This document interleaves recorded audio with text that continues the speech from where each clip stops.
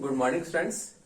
पिछली कक्षा में हम जापान की डाइट की शक्तियां कार्य पढ़ रहे थे और हमने जापान की डाइट की विधायी शक्तियां पढ़ी थी कि जापान की डाइट विधायी क्षेत्र में उसे असीमित अधिकार प्राप्त है, क्योंकि जापान में कानून निर्माण के क्षेत्र में वही एकमात्र संस्था है जो कानूनों का निर्माण करती है। तो इस प्रकार जापान में डाइट जो है एकमात्र कानून निर्मात्री संस्था है, लेकिन फिर भी वो अपने अधिकार क्षेत्र में रहकर ही कार्य करती है और संविधान का अतिक्रमण नहीं करती है, अर्थात संविधान की सीमाओं में रहकर ही डाइट कानूनों का निर्माण करती है। तो अब हम विधायी शक्तियों के अलावा उसकी अन्य शक्तियां पढ़ते हैं। तो अगली शक्ति है कार्यपालिका संबंधी शक्तियां। तो देखिए, डाइट की अगली शक्ति है कार्यपालिका संबंधी शक्तियां। तो देखिए, कार्यपालिका संबंधी शक्तियां, कार्यपालिका संबंधी शक्तियां।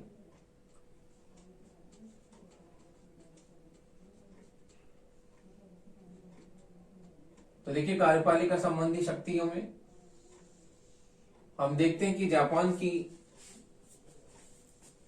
डाइट को अनेक ऐसी शक्तियां प्राप्त है। जापान की डाइट को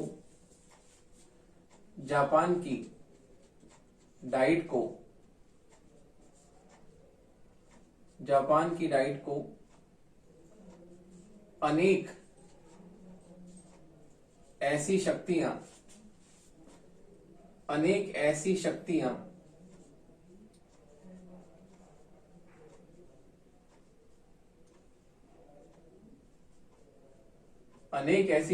प्राप्त है, जिसके द्वारा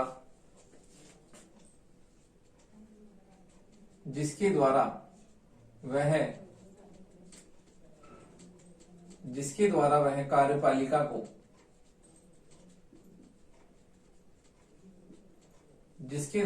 कार्यपालिका को प्रभावित व नियंत्रित करती है। कार्यपालिका को प्रभावित व नियंत्रित करती है।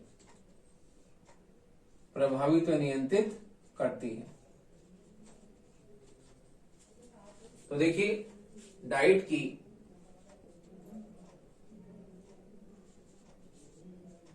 कार्यपालिका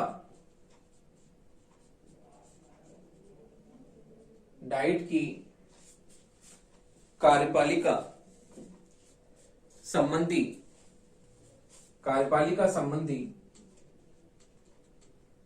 प्रमुख शक्तियां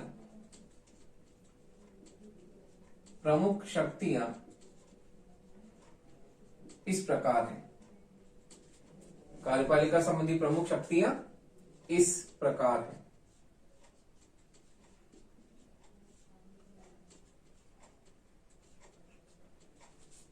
तो देखिए, पहली है डाइट प्रधानमंत्री का निर्वाचन करती है। डाइट प्रधानमंत्री का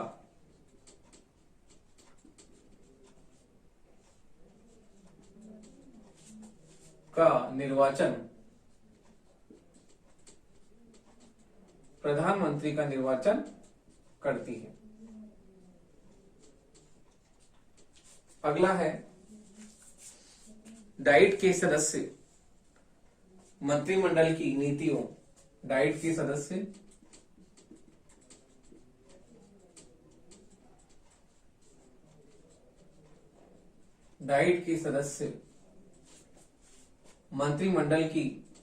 नीतियों मंत्रिमंडल की नीतियों एवं निर्णयों, निर्णयों की आलोचना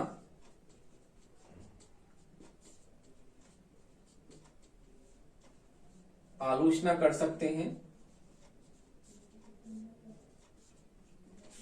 नीति एवं निर्णयों की आलोचना कर सकते हैं। वे मंत्रिमंडल से प्रश्न एवं पूरक प्रश्न वे मंत्रिमंडल से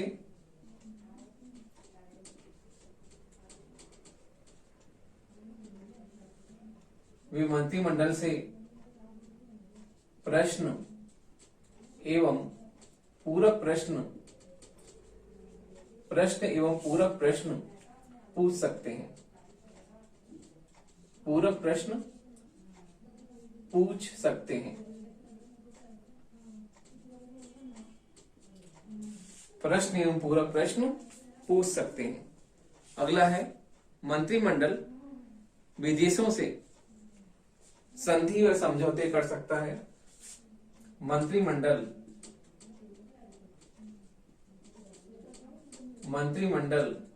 विदेशों से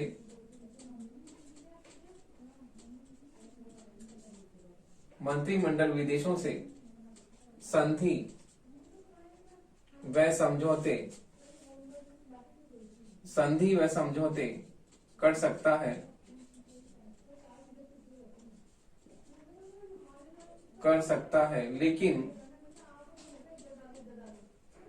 लेकिन अंतिम रूप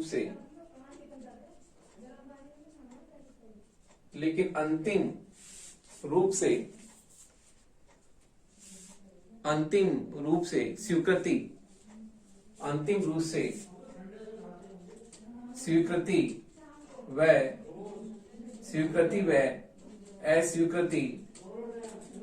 अस्वीकृति डाइट पर निर्भर करती है। स्वीकृति अस्वीकृति डाइट पर निर्भर करती है। अगला है डाइट को शासन के विभिन्न अंगों में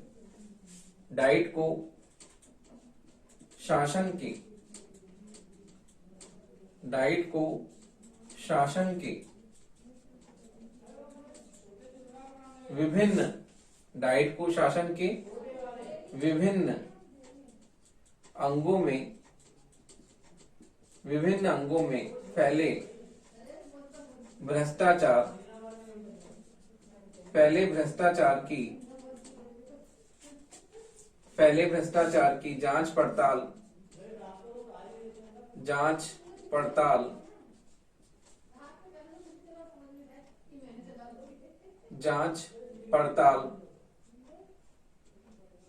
जांच पड़ताल करने का अधिकार प्राप्त है। जांच पड़ताल करने का अधिकार प्राप्त है।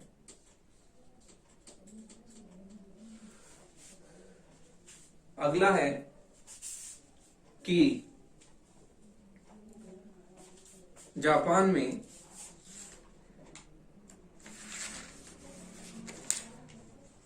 डाइट को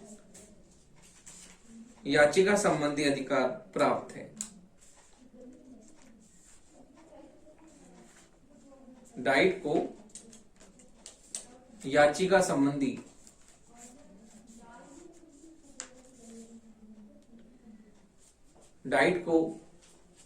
संबंधी अधिकार भी प्राप्त है।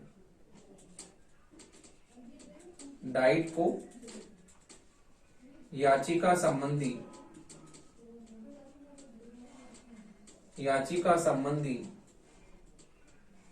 अधिकार भी प्राप्त है। याचिका संबंधी अधिकार भी प्राप्त है। तो देखिए इसमें क्या होता है, याचिका संबंधी अधिकार में यदि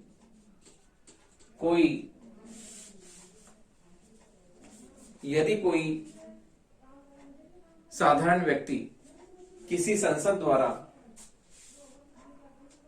डाइट में याचिका पेश कर सकता है, तो पहले समिति उस पर विचार करती है, फिर बाद में संसद उस पर विचार करती है। तो इसे कहते हैं डाइट को याचिका संबंधी अधिकार भी प्राप्त है। अगला है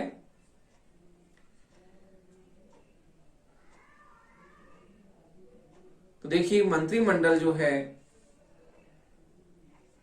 प्रतिनिधि सदन के प्रति सामूहिक रूप से उत्तरदायी होता है। तो देखिए हम देखते हैं कि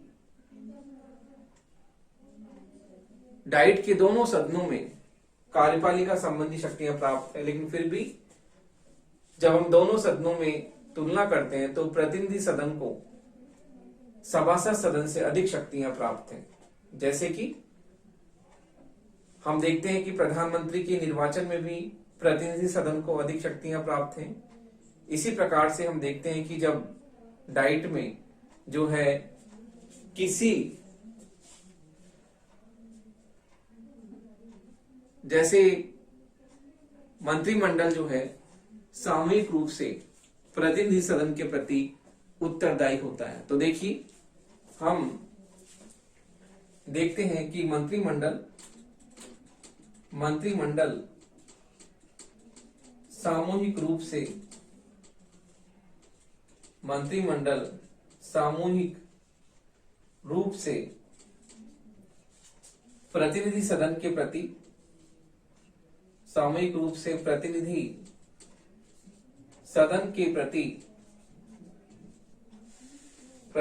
सदन के प्रति उत्तरदायी मंत्रिमंडल सामूहिक रूप से प्रतिनिधि सदन के प्रति उत्तरदायी होता है।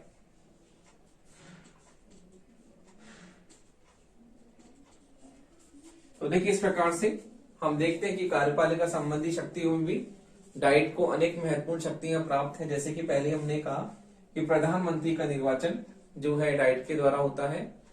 दोनों सदन इसमें भाग लेते हैं, लेकिन प्रतिनिधि सदन को जो है प्रधानमंत्री के निर्वाचन में अधिक शक्तियां प्राप्त हैं सभासद सदन से।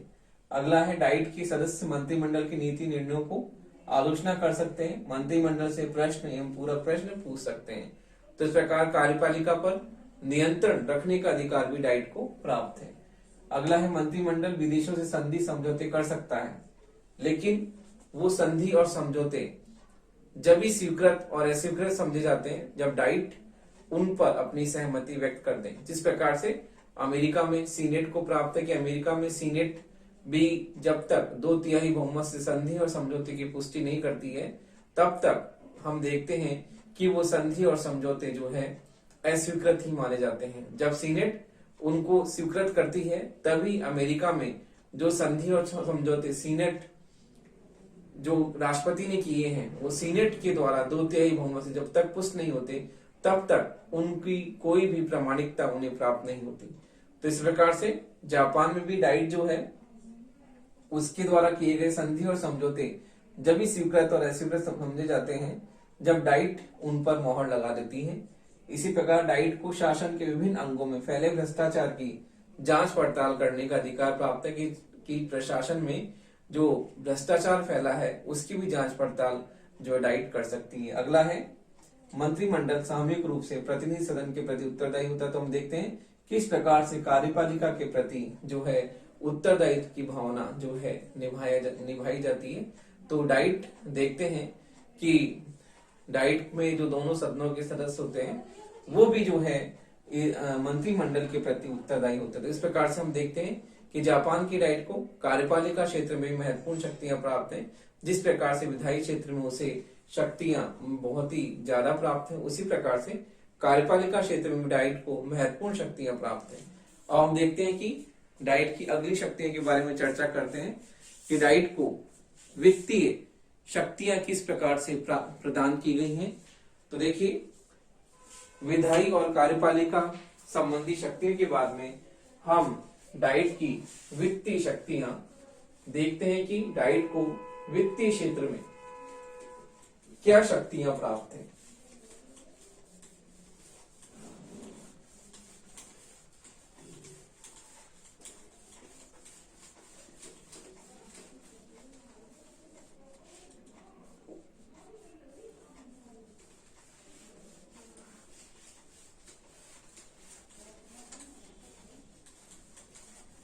देखिए डाइट की वित्तीय शक्तियां,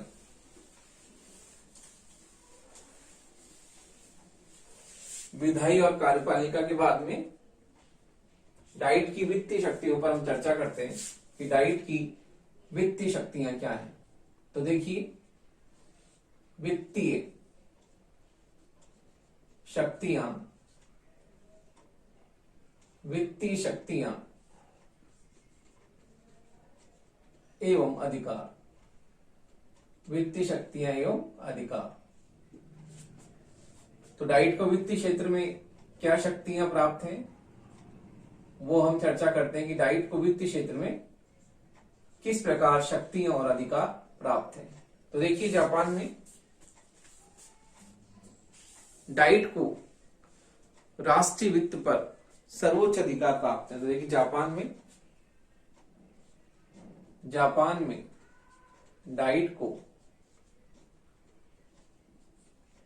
जापान में डाइट को राष्ट्रीय वित्त पर सर्वोच्च अधिकार, राष्ट्रीय वित्त पर सर्वोच्च अधिकार प्राप्त है। राष्ट्रीय वित्त पर सर्वोच्च अधिकार प्राप्त है। डाइट को राष्ट्रीय वित्त पर सर्वोच्च अधिकार प्राप्त है। तो देखिए हम देखते हैं कि जापान में राष्ट्रीय वित्त को पारित करने में भी जो है डाइट को महत्वपूर्ण शक्तियां प्राप्त हैं। बजट को वही पारित करती है। और जिस प्रकार हमने देखा कि कार्यपालिका शक्तियों में भी हमने देखा कि सभासद सदन की तुलना में प्रतिनिधि सदन को महत्वपूर्ण शक्तियां और अधिकार प्राप्त हैं। इसी प्रकार से वित्तीय क्षेत्र में भी हम देखते हैं कि सभासद सदन की तुलना में प्रतिनिधि सदन को महत्वपूर्ण अधिकार और शक्तियां प्राप्त हैं। तो इस प्रकार जापान में जो डाइट है वो बजट पर अपना पूरा नियंत्रण रखती है और दोनों सदनों में से जो प्राथमिकता हम देखते हैं कि प्रतिनिधि सदन को प्राप्त होती है। तो इस प्रकार हम देखते हैं कि सभासद सदन की तुलना में वित्तीय क्षेत्र में प्रतिनिधि सदन को अधिक शक्तियां और अधिकार प्राप्त हैं। तो हम देखते हैं कि वित्तीय क्षेत्र में जो है डाइट की शक्तियां किस प्रकार है। तो देखिए डाइट की प्रमुख वित्तीय शक्तियां, डाइट की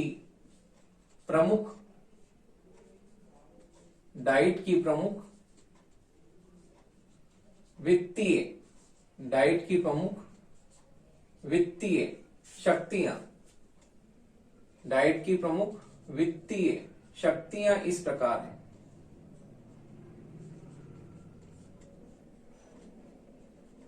डाइट की प्रमुख वित्तीय शक्तियां इस प्रकार हैं। तो देखिए डाइट को इस क्षेत्र में महत्वपूर्ण वित्तीय शक्तियां इस प्रकार प्राप्त हैं। पहला है मंत्रिमंडल डाइट के सामने, मंत्रिमंडल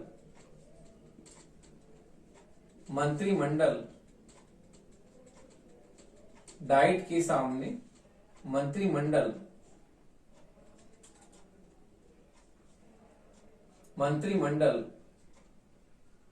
डाइट के सामने वित्तीय बजट, मंत्रिमंडल डाइट के सामने वित्तीय बजट प्रस्तुत करता है। वित्तीय बजट प्रस्तुत करता है। डाइट के सामने वित्तीय बजट प्रस्तुत करता है और डाइट उसे स्वीकृत या अस्वीकृत करता है और डाइट उसे स्वीकृत या अस्वीकृत, डाइट उसे स्वीकृत या अस्वीकृत कर सकती है। डाइट उसे स्वीकृत या अस्वीकृत कर सकती है, कर सकती है। अगला है डाइट सरकार के वित्तीय भ्रष्टाचार की, डाइट सरकार की, डाइट सरकार की, डाइट सरकार की वित्तीय भ्रष्टाचार की, वित्तीय भ्रष्टाचार की जांच पड़ताल, जांच पड़ताल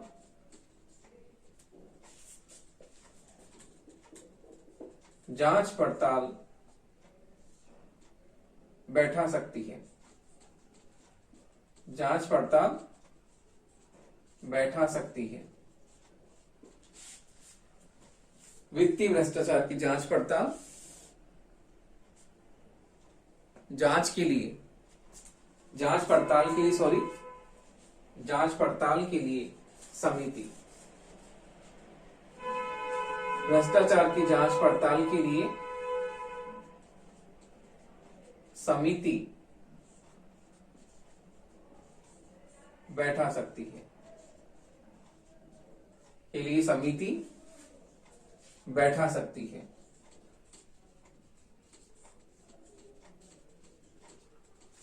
जांच पड़ताल की समिति बैठा सकती है। अगला है समय समय पर मंत्रिमंडल डाइट के सामने राष्ट्रीय वित्तीय स्थिति की रिपोर्ट रखता है। समय समय पर मंत्रिमंडल समय समय पर मंत्रिमंडल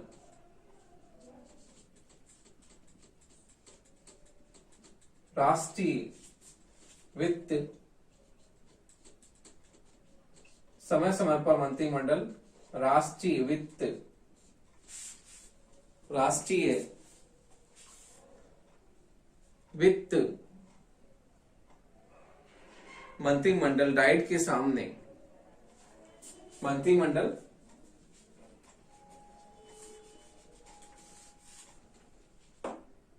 समय समय मंत्रिमंडल डाइट के सामने, डाइट के सामने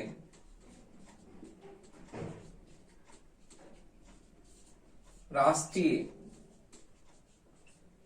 वित्तीय, राष्ट्रीय वित्तीय स्थिति की, राष्ट्रीय वित्तीय स्थिति की, राष्ट्रीय वित्तीय स्थिति की रिपोर्ट रखता है, स्थिति की रिपोर्ट रखता है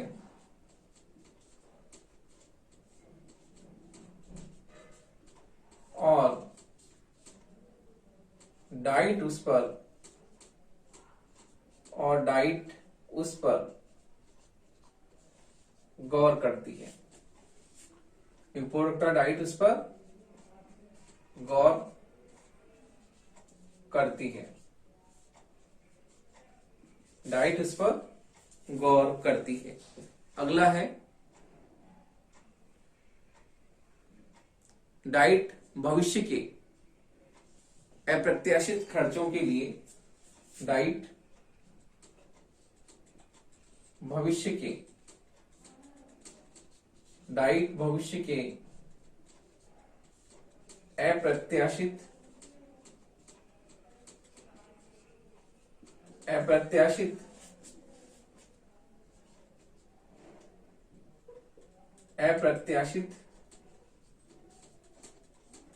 खर्चों के लिए, डाइट भविष्य के अप्रत्याशित खर्चों के लिए बजट में रक्षित निधि, बजट में रक्षित निधि की, रक्षित निधि की व्यवस्था करती है, रक्षित निधि की व्यवस्था करती है।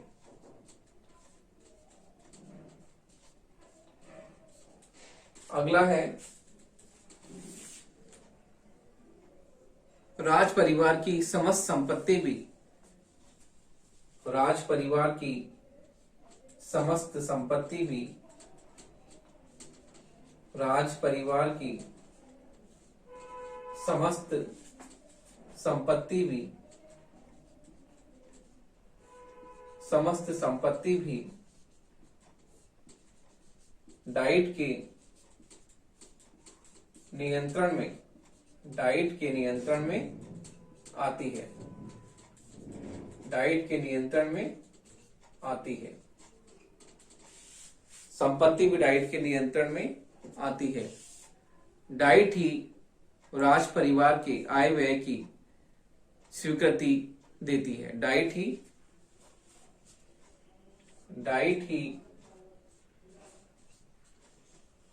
राज परिवार के आय व्यय की स्वीकृति,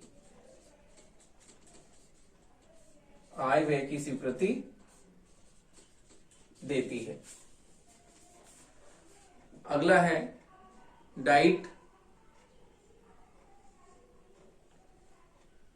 निजी शिक्षा संस्थाओं व धार्मिक संस्थाओं को, डाइट निजी शिक्षा संस्थाओं या डाइट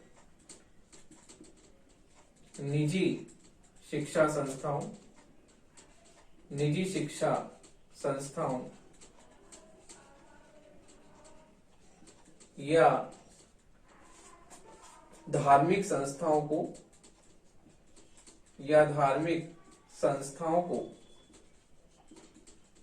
आर्थिक सहायता, धार्मिक संस्थाओं को आर्थिक सहायता नहीं देती है, आर्थिक सहायता नहीं दे सकती, आर्थिक सहायता नहीं दे सकती, किंतु व्यवहार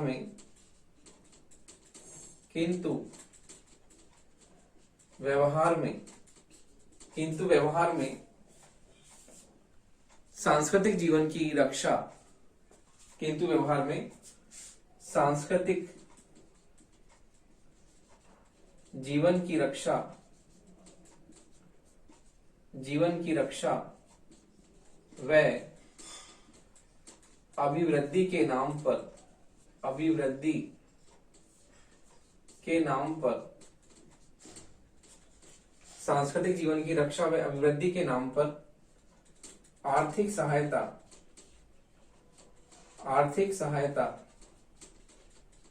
देती है, आर्थिक सहायता देती है, आर्थिक सहायता देती है। देखिए, इस प्रकार से हमने डाइट की जो है वित्तीय शक्ति अधिकार देखे कि डाइट मंत्रिमंडल के सामने बजट को पेश करती है और डाइट उसे स्वीकृत या अस्वीकृत कर सकती है।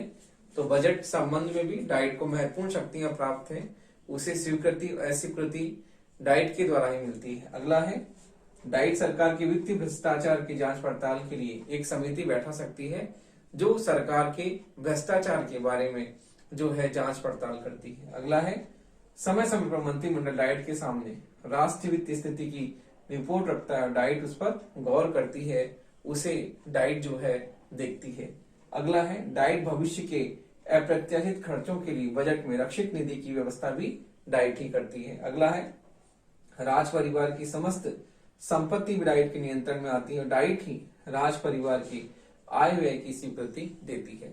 अगला है डाइट निजी शिक्षण संस्थाओं व धार्मिक संस्थाओं को आर्थिक सहायता नहीं देती, किंतु सांस्कृतिक जीवन की रक्षा व अभिवृद्धि के नाम पर वो आर्थिक सहायता देती है। तो इस प्रकार हम देखते हैं कि जिस प्रकार से डाइट को कार्यपालिका और विधायी क्षेत्र में महत्वपूर्ण शक्तियां प्राप्त है, उसी प्रकार से वित्तीय क्षेत्र में भी उसे महत्वपूर्ण शक्तियां प्राप्त है। तो इस प्रकार हम देखते हैं कि जापान की डाइट जो है कार्य उसको वित्तीय क्षेत्र में बजट पर अपना पूरा नियंत्रण रखती है और उसी के संरक्षण में जो है बजट किस प्रकार से जो बजट प्रस्तुत किया जाता है और उसकी स्वीकृति और अस्वीकृति बहुत ही महत्व रखती है। तो इस प्रकार हम देखते हैं कि जापान की डाइट को कार्यपालिका विधायी क्षेत्र में जिस प्रकार महत्वपूर्ण शक्तियां प्राप्त हैं, उसी प्रकार से वित्तीय क्षेत्र में भी उसे महत्वपूर्ण शक्तियां और अधिकार प्राप्त हैं।